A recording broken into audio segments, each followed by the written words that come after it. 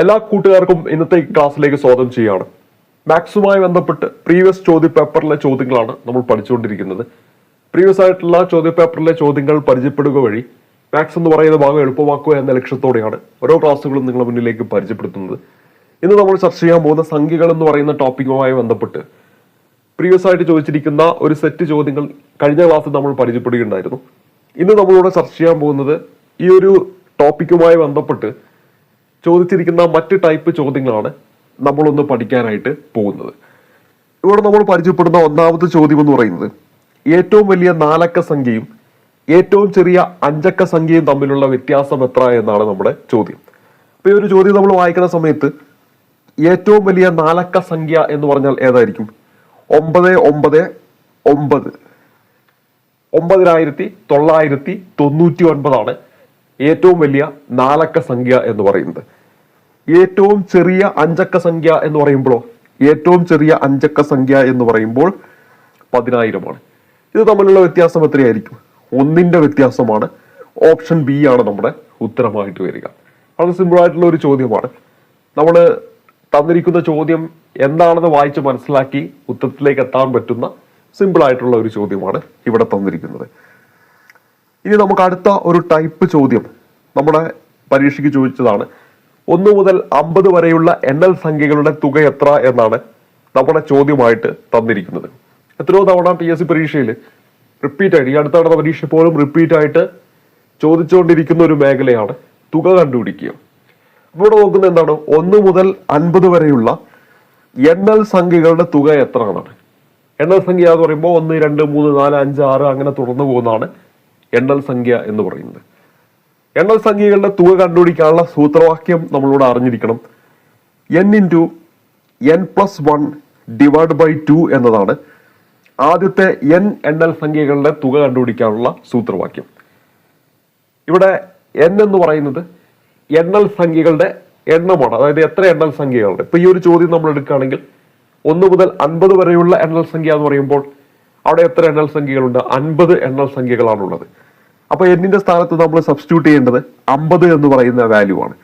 അതായത് 50 × 50 + 1 51 ÷ 2.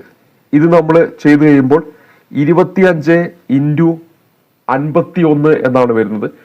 ഇത് സോൾവ് ചെയ്താൽ നമുക്ക് കിട്ടുന്നത് 1275 എന്നാണ് കിട്ടുക. അപ്പൊ ഇവിടെ നമ്മുടെ ഉത്തരം എന്താണ്? 1775. ഓപ്ഷൻ സി ആണ് ഈ ഒരു ചോദ്യത്തിന്റെ ഉത്തരമായിട്ട് വരുന്നത്. അപ്പൊ ഈ ഒരു ചോദ്യത്തിലൂടെ നമ്മൾ മനസ്സിലാക്കി വെക്കേണ്ടത് n എണ്ണൽ സംഖ്യകളുടെ തുക കണ്ടുപിടിക്കാനുള്ള സൂത്രവാക്യമാണ് n×n+1/2 എന്നതാണ് നമ്മുടെ സൂത്രവാക്യം. ഇനി അടുത്ത ചോദ്യത്തിലേക്ക് വരാം.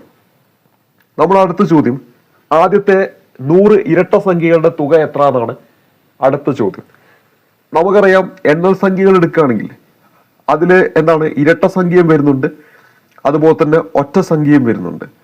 നമ്മൾ എണ്ണൽ സംഖ്യകൾ എടുക്കുകയാണെങ്കിൽ അതിൽ ഇരട്ട സംഖ്യയും വരുന്നുണ്ട്, ഒറ്റ സംഖ്യയും വരുന്നുണ്ടെന്ന് നമുക്ക് എല്ലാവർക്കും അറിയാം. ആദ്യത്തെ 100 ഇരട്ട സംഖ്യകളുടെ തുക എത്ര എന്നാണ് ഇവിടെ തന്നിരിക്കുന്ന ചോദ്യം. തൊട്ടു മുമ്പ് നമ്മൾ എണ്ണൽ സംഖ്യകളുടെ തുക കണ്ടുപിടിക്കാനുള്ള സൂത്രവാക്യം പഠിച്ചു. n×n+1/2 എന്നാണ്. ആദ്യത്തെ n ഇരട്ട സംഖ്യകളുടെ തുക കണ്ടുപിടിക്കാനുള്ള സൂത്രവാക്യമാണ് ഇവിടെ നമ്മൾ അറിഞ്ഞിരിക്കേണ്ടത്. വളരെ സിമ്പിളാണ്. ഈ 2നെ അങ്ങോട്ട് ഒഴിവാക്കിയാൽ മതി. ആ 2നെ നമ്മൾ ഒഴിവാക്കി കഴിയുമ്പോൾ നമുക്ക് എന്ത് കിട്ടും? n×n+1 എന്ന് കിട്ടും. ആദ്യത്തെ തുടർച്ചയായിട്ടുള്ള n ഇരട്ട സംഖ്യകളുടെ തുക കണ്ടുപിടിക്കാനുള്ള സൂത്രവാക്യമാണ് n×n+1 എന്ന് പറയുന്നത്. n×n+1 എന്ന് പറയുന്നത്. ഇവിടെ തന്നിരിക്കുന്നത് ആദ്യത്തെ 100 ഇരട്ട സംഖ്യകളുടെ തുക എത്ര എന്നാണ്. അപ്പൊ കൃത്യമായിട്ട് അവിടെ ഇരട്ട സംഖ്യകളുടെ എണ്ണം തന്നിട്ടുണ്ട്. എത്ര എന്നാണ്? 100 എന്ന് തന്നിട്ടുണ്ട്. അതുകൊണ്ട് തന്നെ എന്നിന്റെ സ്ഥാനത്ത് നമുക്ക് സബ്സ്റ്റിറ്റ്യൂട്ട് ചെയ്യേണ്ടത് 100 എന്ന് പറയുന്ന വാല്യൂ ആണ്. 100 × 100+1 എന്ന് പറയുമ്പോൾ 101 വരും. ഇത് നമുക്ക് ചെയ്താൽ 10100 എന്നാണ് ഉത്തരമായിട്ട് വരുന്നത്. അപ്പൊ ഇവിടെ നമ്മുടെ ഈ ഒരു ചോദ്യത്തിൽ കൃത്യമായിട്ട് എത്ര എണ്ണൽ ഇരട്ട സംഖ്യകളുണ്ട് എന്ന് തന്നിട്ടുണ്ട്. അപ്പൊ നമുക്ക് അവിടെ എന്താണ്? 100 എന്ന് നമുക്ക് ഡയറക്റ്റ് കൊടുക്കാൻ പറ്റും. എന്നാൽ നാളെ ഒരു പരീക്ഷയ്ക്ക് 1 മുതൽ 100 വരെയുള്ള എണ്ണൽ സംഖ്യകളിലെ ഇരട്ട സംഖ്യകളുടെ തുക കണ്ടുപിടിക്കാൻ പറഞ്ഞാൽ സംഖ്യകളിലെ ഇരട്ട സംഖ്യകളുടെ തുക കണ്ടുപിടിക്കാൻ പറഞ്ഞാൽ നമ്മൾ എന്ത് ചെയ്യും? അതും കൂടി ഇവിടെ ഒന്ന് അറിഞ്ഞിരിക്കേണ്ടതായിട്ടുണ്ട്. അപ്പൊ നമ്മുടെ ചോദ്യം എന്താണ്? 1 മുതൽ 100 വരെയുള്ള എണ്ണൽ സംഖ്യകളിലെ ഇരട്ട സംഖ്യകളുടെ എണ്ണം കണ്ടുപിടിക്കുക, അല്ലെങ്കിൽ ആദ്യത്തെ 100 എണ്ണൽ സംഖ്യകളിലെ ഇരട്ട സംഖ്യകളുടെ തുക കണ്ടുപിടിക്കുക. ഇങ്ങനെ ഒരു ചോദ്യം ചോദിക്കുന്ന സമയത്ത് നമ്മൾ ഓൾറെഡി പറഞ്ഞു കഴിഞ്ഞു, ആ എണ്ണൽ സംഖ്യകളിൽ എന്തും വരുന്നുണ്ട്, ഇരട്ട സംഖ്യ, ഒറ്റ സംഖ്യ, ഇങ്ങനെ രണ്ടായിട്ട് ഡിവൈഡ് ചെയ്യുന്നുണ്ട്. അപ്പോൾ 1 മുതൽ 100 വരെയുള്ള എണ്ണൽ സംഖ്യകൾ എടുത്താൽ അതിൽ പകുതി ഇരട്ട സംഖ്യയും പകുതി ഒറ്റ സംഖ്യയുമാണ്. അതായത് അവിടെയുള്ള ഇരട്ട സംഖ്യകളുടെ എണ്ണം എന്ന് പറയുന്നത് 50, ഒറ്റ സംഖ്യകളുടെ എണ്ണം എന്ന് പറയുന്നത് 50. അപ്പോൾ ഇവിടെ ഉദ്ദേശിക്കുന്നത് എന്താണ്? ആദ്യത്തെ 50 ഇരട്ട സംഖ്യകളുടെ തുക കണ്ടുപിടിക്കാനാണ് ഉദ്ദേശിക്കുന്നത്. അപ്പൊ നമ്മൾ എന്നിന്റെ സ്ഥാനത്ത് സബ്സ്റ്റിറ്റ്യൂട്ട് ചെയ്യേണ്ടത് എത്രയാണ്? 50. 50 × 51 എന്നാണ് വരുന്നത്. അതായത് നമുക്ക് അവിടെ കിട്ടുക 2550 എന്ന് പറയുന്ന ഉത്തരമാണ് കിട്ടുക. അപ്പോൾ രണ്ട് രീതിയിൽ നമ്മൾ ചോദ്യങ്ങൾ ചോദിക്കും. ഒന്ന് ഡയറക്റ്റ് തന്നിരിക്കുകയാണ്, നമ്മളിപ്പോ ഈ ഒരു ചോദ്യത്തിൽ തന്ന പോലെ ആദ്യത്തെ 100 ഇരട്ട സംഖ്യകളുടെ തുക. അപ്പൊ 100 എണ്ണമാണ് അവിടെ ഇരട്ട സംഖ്യകളുടെ എണ്ണം എന്ന് നമുക്ക് മനസ്സിലാക്കാനായിട്ട് പറ്റും. എന്നാൽ മറ്റൊരു ചോദിച്ചാൽ എങ്ങനെയാണ്? ആദ്യത്തെ 100 എണ്ണൽ സംഖ്യകളിലെ ഇരട്ട സംഖ്യകളുടെ തുക. അപ്പോൾ അവിടെ എന്താണ്? 1 മുതൽ 100 വരെയുള്ള എണ്ണൽ സംഖ്യകൾ എടുക്കുമ്പോൾ അതിൽ എത്ര ഇരട്ട സംഖ്യകളുണ്ട്? 50 ഇരട്ട സംഖ്യകളാണുള്ളത്. അപ്പോൾ അവിടെ ചോദ്യം ഉദ്ദേശിക്കുന്നത് ആദ്യത്തെ 50 ഇരട്ട സംഖ്യകളുടെ തുക എത്ര എന്നാണ്. എന്നിന്റെ സ്ഥാനത്ത് അവിടെ സബ്സ്റ്റിറ്റ്യൂട്ട് ചെയ്യേണ്ടത് 50 എന്ന് പറയുന്ന വാല്യൂ ആണ്. ഇനി നമ്മുടെ അടുത്ത ചോദ്യത്തിലേക്ക് വരാം. നമ്മുടെ അടുത്ത ചോദ്യം 1 മുതൽ 100 വരെയുള്ള തുടർച്ചയായ ഒറ്റ സംഖ്യകളുടെ തുക എത്ര എന്നാണ് നമ്മുടെ ചോദ്യം. നമ്മളിപ്പോ തുടർച്ചയായിട്ടുള്ള എണ്ണൽ സംഖ്യകളുടെ തുക കണ്ടുപിടിക്കാനുള്ള സൂത്രവാക്യം പഠിച്ചു. n × n+1/2 എന്നതാണ്. അതേപോലെ തന്നെ നമ്മൾ ഇരട്ട സംഖ്യകളുടെ തുക കണ്ടുപിടിക്കാൻ പഠിച്ചു. n × n+1 എന്നാണ്. ഇനി നമ്മൾ ചർച്ച ചെയ്യുന്നത് ഒറ്റ സംഖ്യകളുടെ തുക കണ്ടുപിടിക്കാനാണ്. അപ്പോൾ അവിടെ n² എന്നതാണ് അവിടെ നമ്മൾ ഉപയോഗിക്കേണ്ട ഇക്വേഷൻ. അപ്പൊ ഇവിടെ നമ്മൾ ആദ്യം പരിചയപ്പെട്ട ഇക്വേഷനിൽ നിന്ന് നമ്മൾ മറക്കാതിരിക്കാൻ വേണ്ടിയിട്ട് കണക്ട് ചെയ്ത് നമ്മൾ പഠിച്ചാൽ മതി. ഇതിപ്പോ എന്താണ്? എണ്ണൽ സംഖ്യകളുടെ തുക കണ്ടുപിടിക്കാനുള്ള സൂത്രവാക്യം. ഇരട്ട സംഖ്യകളുടെ തുക കണ്ടുപിടിക്കാനുള്ള സൂത്രവാക്യം ചോദിച്ചാൽ ഈ രണ്ടിനെ അങ്ങോട്ട് ഒഴിവാക്കിയാൽ മതി. രണ്ടിനെ ഒഴിവാക്കുമ്പോൾ നമുക്ക് എന്ത് കിട്ടും? n × n+1 എന്നാണ് നമുക്ക് അവിടെ ലഭിക്കുന്നത്. അപ്പൊ രണ്ടിനെ ഒഴിവാക്കി കഴിയുമ്പോൾ നമുക്ക് എന്താ കിട്ടുക? n × n+1 എന്നാണ് നമുക്ക് അവിടെ കിട്ടുന്നത്. അപ്പൊ അതിലൂടെ നമുക്ക് എന്ത് ചെയ്യാൻ പറ്റും? ഇരട്ട സംഖ്യകളുടെ തുക കണ്ടുപിടിക്കാനുള്ള സൂത്രവാക്യം കിട്ടും. ഇനി ഒറ്റ സംഖ്യയിലേക്ക് വരുമ്പോൾ ഈ ഒന്നിനെ അങ്ങോട്ട് ഒഴിവാക്കിയാൽ മതി. n × n എന്ന് പറയുമ്പോൾ നമുക്ക് എന്ത് കിട്ടും? n² എന്നാണ് കിട്ടുക. n × n എന്ന് പറയുമ്പോൾ നമുക്ക് എന്താ കിട്ടുക? n² എന്നാണ് കിട്ടുക. അപ്പൊ ഈ ഒരു രീതിയിൽ നിങ്ങൾക്ക് എന്ത് ചെയ്യാൻ പറ്റും? ഇത് ഓർത്തിരിക്കാനായിട്ട് പറ്റും. അപ്പൊ എണ്ണൽ സംഖ്യകളുടെ എണ്ണം കണ്ടുപിടിക്കാനുള്ള അതായത് എണ്ണൽ സംഖ്യകളുടെ തുക കണ്ടുപിടിക്കാനുള്ള സൂത്രവാക്യം ചോദിച്ചാൽ n × n+1/2 ആണ്. തുടർച്ചയായിട്ടുള്ള n ഇരട്ട സംഖ്യകളുടെ തുക കണ്ടുപിടിക്കാൻ ചോദിച്ചാൽ n × n+1 ആണ്. തുടർച്ചയായിട്ടുള്ള n ഒറ്റ സംഖ്യകളുടെ തുക കണ്ടുപിടിക്കാൻ ചോദിച്ചാൽ n² ആണെന്ന് ഈ കാര്യങ്ങൾ ഓർത്തിരിക്കുക. നമ്മളെ ചോദ്യത്തിലേക്ക് വരുമ്പോൾ 1 മുതൽ 100 വരെയുള്ള തുടർച്ചയായ ഒറ്റ സംഖ്യകളുടെ തുക എത്ര?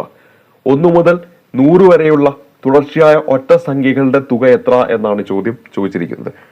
അപ്പോൾ ഇവിടെ നോക്കുക, 1 മുതൽ 100 വരെ എന്ന് പറഞ്ഞിട്ടുണ്ടെങ്കിൽ 1 മുതൽ 100 വരെയുള്ള എണ്ണൽ സംഖ്യകൾ എടുക്കുമ്പോൾ അതിലുള്ള തുടർച്ചയായിട്ടുള്ള ഒറ്റ സംഖ്യകളുടെ തുക എത്ര എന്നാണ് ഈ ഒരു ചോദ്യം ചോദിക്കുന്നത്. നമ്മൾ ഓൾറെഡി പറഞ്ഞു 1 മുതൽ 100 വരെയുള്ള എണ്ണൽ സംഖ്യകളിൽ 50 എണ്ണം എന്ന് പറയുന്നത് ഇരട്ടയാണ്, 50 എന്ന് പറയുന്നത് ഒറ്റ സംഖ്യയാണ്. അതായത് ആദ്യത്തെ 50 ഒറ്റ സംഖ്യകളുടെ തുക എത്ര എന്നാണ് ഈ ഒരു ചോദ്യം ഉദ്ദേശിക്കുന്നത്. അപ്പൊ എന്നിന്റെ സ്ഥാനത്ത് സബ്സ്റ്റിറ്റ്യൂട്ട് ചെയ്യേണ്ടത് 50 എന്ന് പറയുന്ന വാല്യൂ ആണ്. അതായത് 2500 2500 ഓപ്ഷൻ എ ആണ് നമ്മുടെ ഉത്തരമായിട്ട് വരുന്നത്. ഒരുപക്ഷെ ഈ ഒരു ചോദ്യം വേണമെങ്കിൽ നേരിട്ട് ചോദിക്കാം. തൊട്ട് മുമ്പ് നമ്മൾ കണ്ട പോലെ ആദ്യത്തെ 50 ഒറ്റ സംഖ്യകളുടെ തുക എത്ര എന്ന് ഡയറക്റ്റ് ചോദിക്കാം. ഇത് അപ്പോഴും ഏതാണ് ഉത്തരമായിട്ട് വരിക? 2500 തന്നെയാണ് ഉത്തരമായിട്ട് വരിക.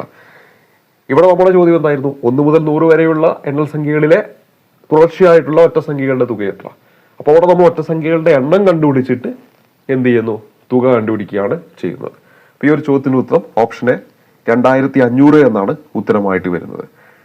ഇനി അടുത്ത ചോദ്യം, ആദ്യത്തെ 20 ഒറ്റ സംഖ്യകളുടെ തുകയേക്കാൾ എത്ര കൂടുതലാണ് തൊട്ടടുത്ത 20 ഒറ്റ സംഖ്യകളുടെ തുക എന്നാണ് ഇവിടെ നമ്മുടെ ചോദ്യമായിട്ട് തന്നിരിക്കുന്നത്.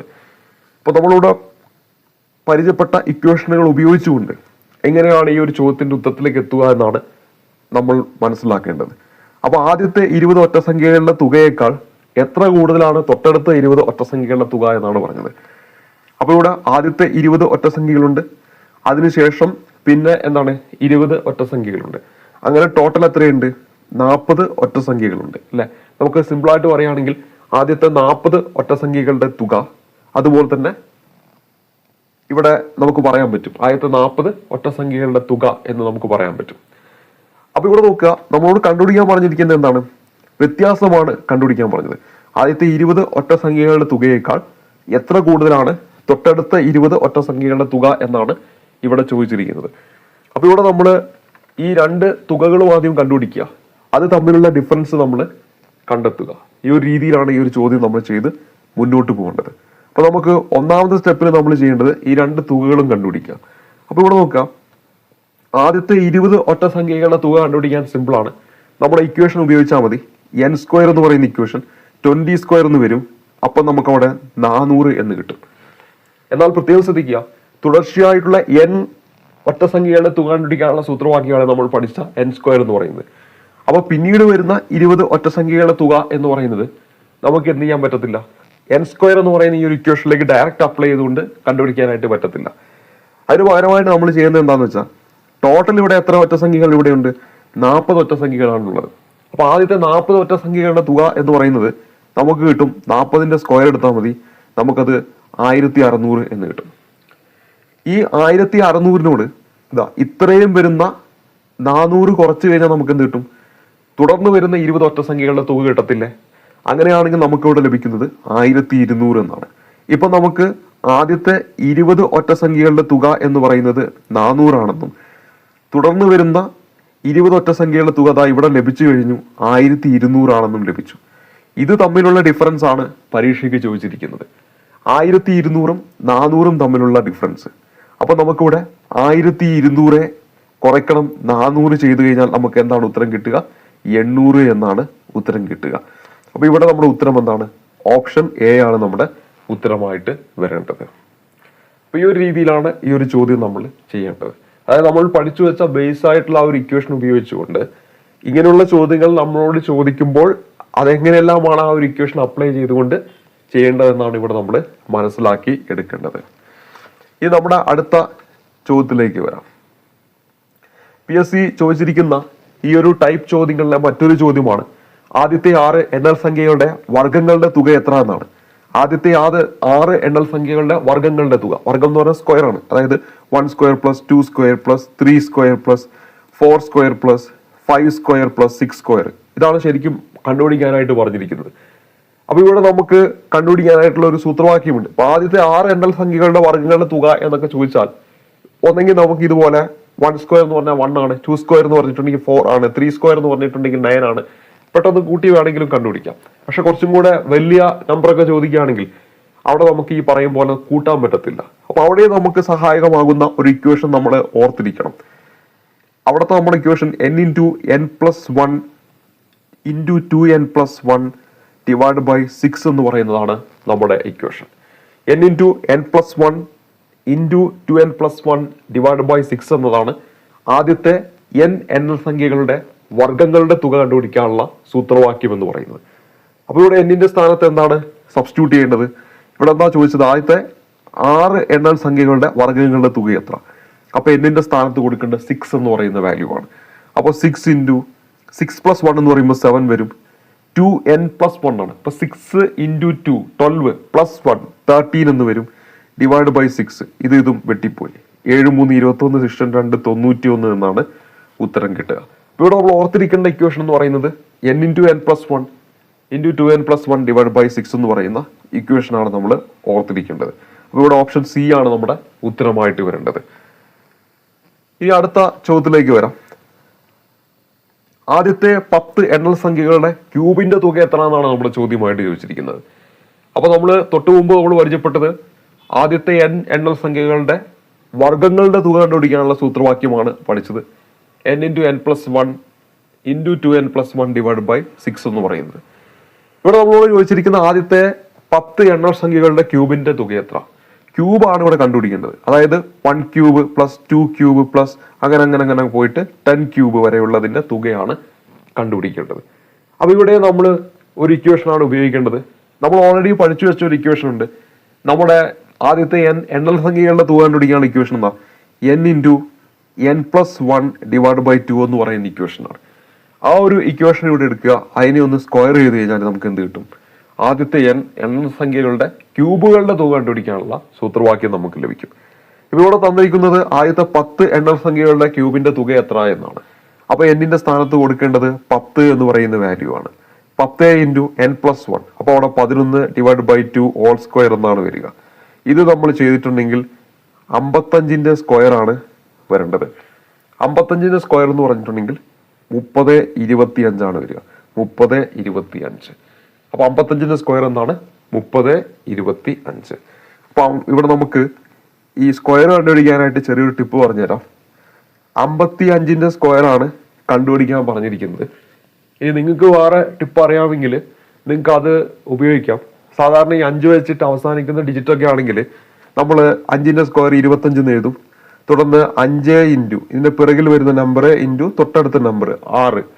അപ്പൊ നമുക്ക് 30 എന്ന് കിട്ടും. 30/25 എന്നതിലേക്ക് നമുക്ക് എത്തിച്ചേരാം. അത് ഒരു ടിപ്പാണ്. അത് നമ്മൾ എന്ത് ചെയ്യും? സെപ്പറേറ്റ് ആയിട്ട് പഠിച്ചു വെക്കുന്നതാണ്.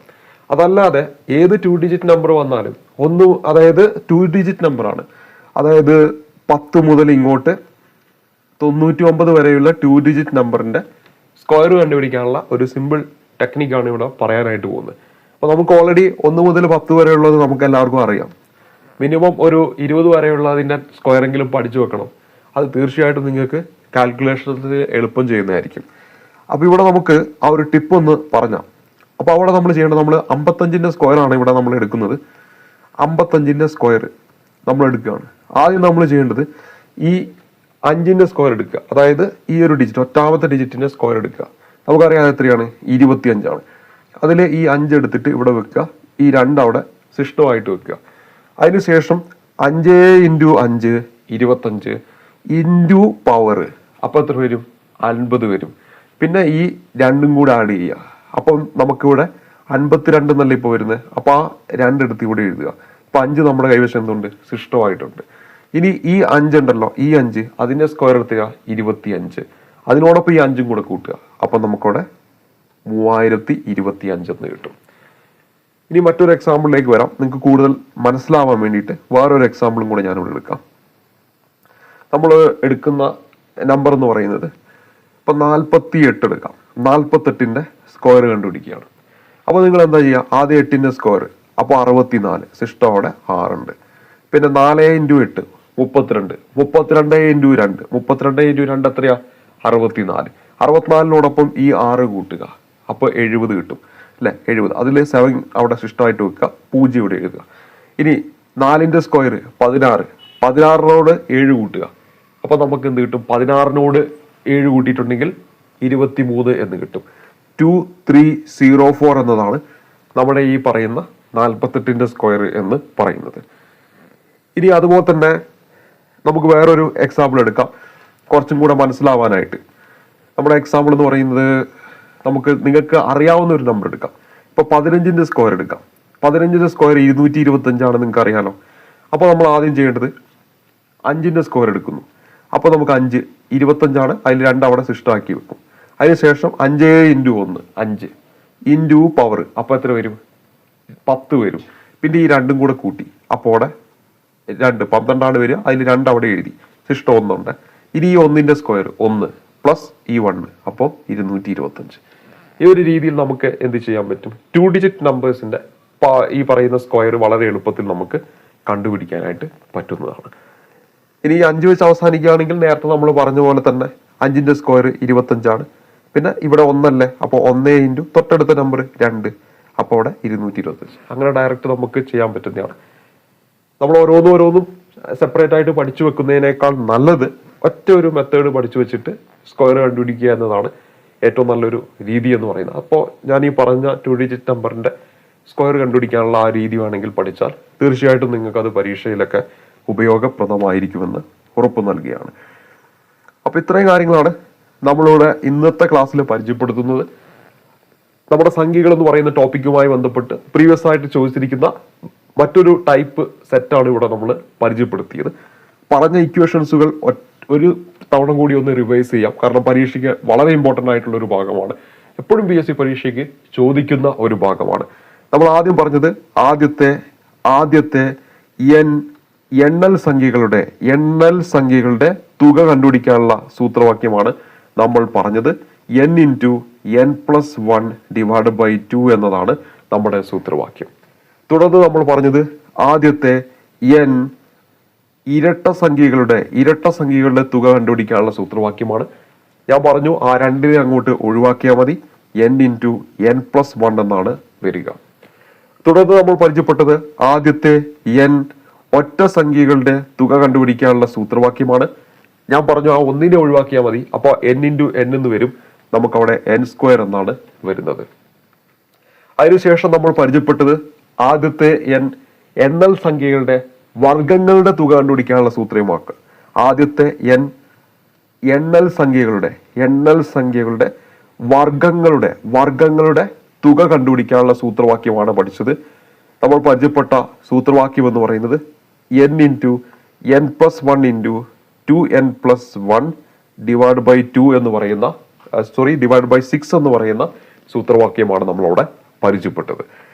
അതിനുശേഷം നമ്മൾ പരിചയപ്പെട്ടത് ആദ്യത്തെ n ഒറ്റ സംഖ്യകളുടെ തുക കണ്ടുപിടിക്കാനുള്ള സൂത്രവാക്യമാണ് നമ്മൾ പഠിച്ചത്.